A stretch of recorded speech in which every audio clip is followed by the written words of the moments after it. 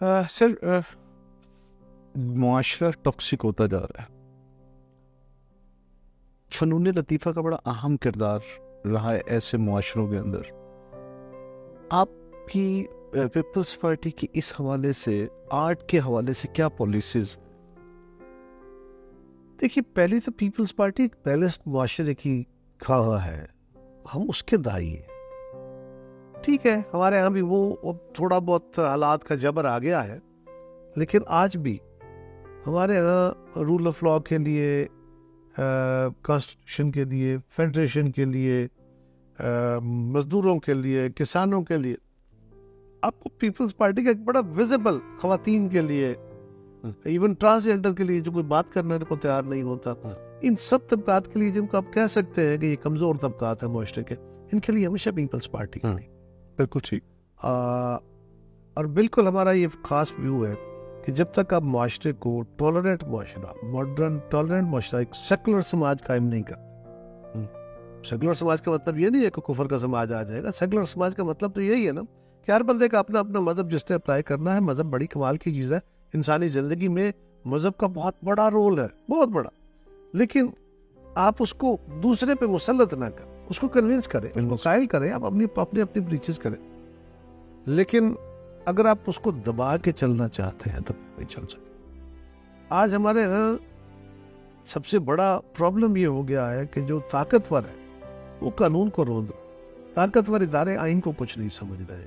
अदलिया आइन से बाहर निकल के खेल रही है, हुकूमतें आइन से बाहर निकल के खेल रही है, विजिबल है। मीडिया वाले आइन से बाहर निकल के खेल रहे हैं। और अब ये जो जदीद मीडिया है, इसने हमें सबकी हरकतों को एक्सपोज किया। किसी छुपा हुआ कुछ नहीं। अगर कोई सियासतदान गलती करता है तो वो भी सबके सामने होती है। कोई जज करता है, कोई जर्नल करता है, कोई ब्यूरोक्रेट करता है, साफियों के भी किरदार सबके सामने। सो कुछ छुपा हुआ नहीं है। पहले बहुत होता था ना पर्दे, तो उसके नतीजे में अब लोगों के अंदर ना एक मायूसी सी हो गई है और कानून पे अमल दरामद नहीं है, आइन को बेतौकीरी है। तो ये रवैया आस्ता आस्ता नीचे तक चला। बिल्कुल सही। ये रवैया हमारे कारोबार में आ गया, ये हमारे नौकरी में आ गया। यानी मुझे जल्दी जल्दी प्रमोशन चाहिए, मुझे मेहनत की जरूरत नहीं है।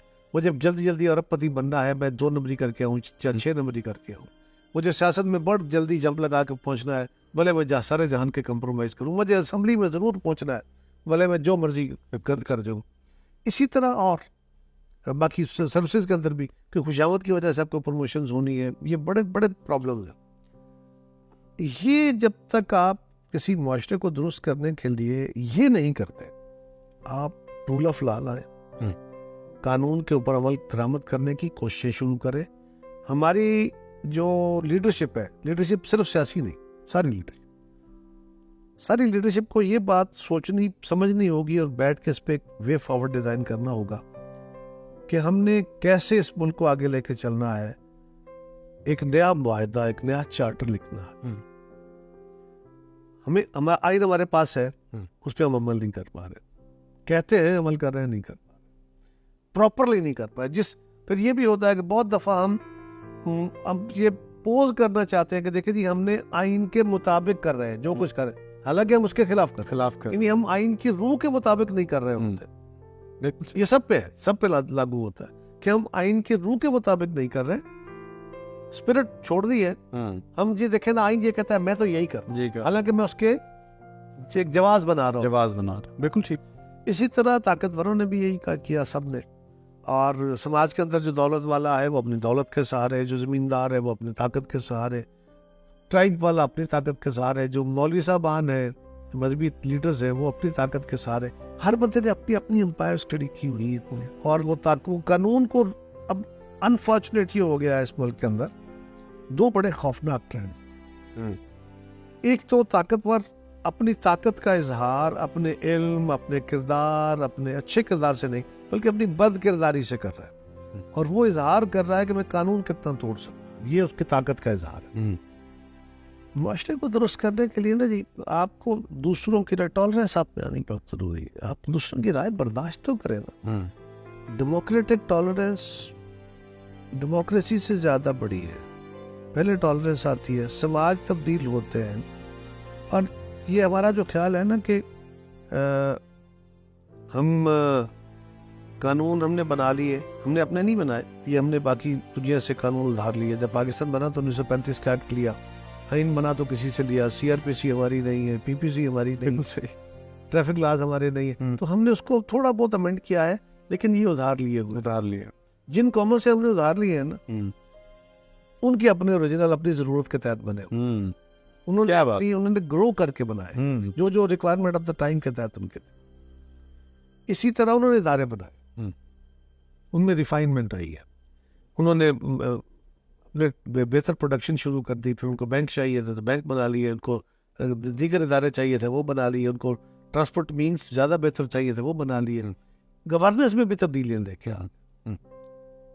तो हमारे यहाँ जो सबसे बड़ा प्रॉब्लम है ना, वो ये है कि राय मुसल्लत करने का, और जमहूरियत में तो जी कोई कबीला नहीं, कोई बिरादरी नहीं, कोई मसलक नहीं, एक ऐसा समाज, क्या बात, जो आपकी ये जो पुरानी शनाख्तें थी उनको तोड़ के नई शनाख्त में जा रहे हो, आप कन्वर्ट होते हैं।